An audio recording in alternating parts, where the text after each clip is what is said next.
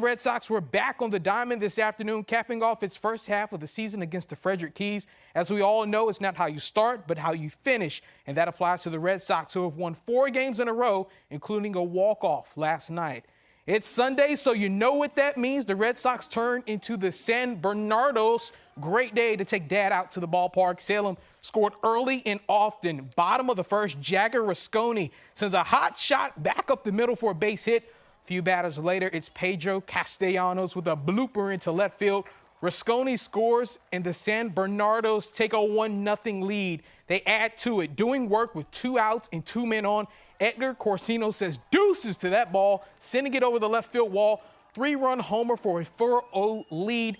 Corsino back for more in the second inning as well. Doubles on a soft line drive to right field. That placed 2 more runs. Salem led 9-0 after 2 innings, on its way to a commanding 16-2 win. They sweep the Keys, winning 5 straight games and finished the first half of the season at 25-42. The Lynchburg Hillcats rallied in the bottom of the 9th to force extras, but they fall to Wilmington 6-5, losers up 3 straight to end the first half of their season.